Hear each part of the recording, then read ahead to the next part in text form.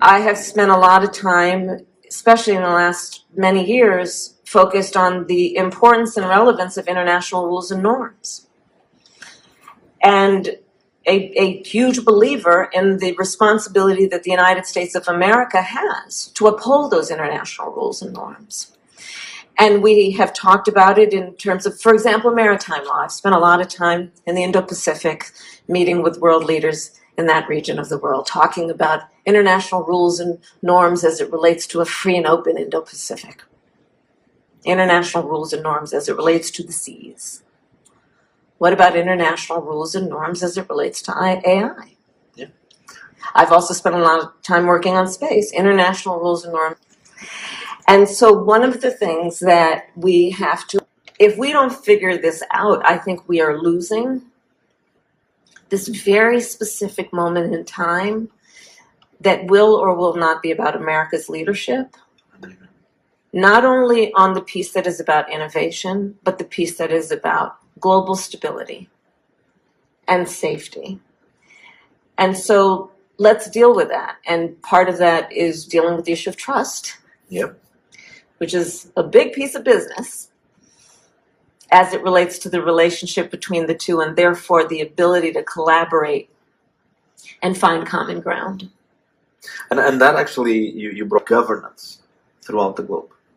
So then Prime Minister Rishi Sunak asked me to come to the UK and present our perspective on safety and AI. And I was thinking a lot about, because many of you may know, I started my career as a prosecutor.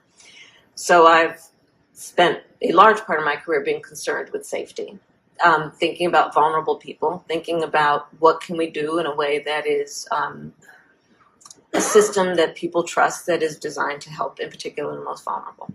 Okay.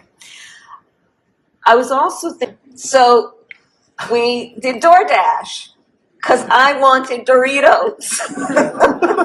And they were about, the red carpet part was about to start. Nobody wanted to leave to go to the grocery store.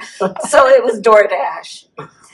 And I'm thinking about this, so I was willing to give up whatever might be the tracking of Kamala Harris's particular fondness for nacho cheese Doritos for the sake of getting a big bag of Doritos as I watched the Oscars.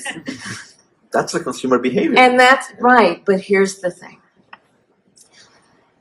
At what point do we also uplift and highlight the consumer's right to also expect, and you can debate with me if it should be a right, I think it should, to expect that the innovation would also be weighted in terms of solving their everyday problems, which are beyond my craving for Doritos, but about whatever, and I know the work is happening around, the scientific discoveries, for example, to cure long-standing diseases.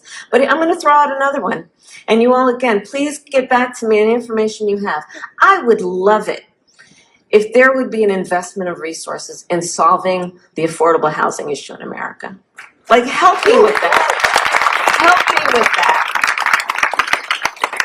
I don't know that any big VCs are going to fund it because they're going to have to figure out where the money is in that. But I'm telling you, it would really be helpful. And I bring up then the consumer because I wonder how much of the trajectory of it all, the innovation, is being fueled by what the consumer not only desires in terms of, again, and I'm simplifying it obviously, my craving for a certain brand of potato chip, corn chip, but what part of it is about getting enough information in front of the consumer to know these other really big problems you're dealing with might also be solved by this technology, and if you demand it, if we agree that the business model is based on consumer demand, that there might actually be more resources going into some of those things.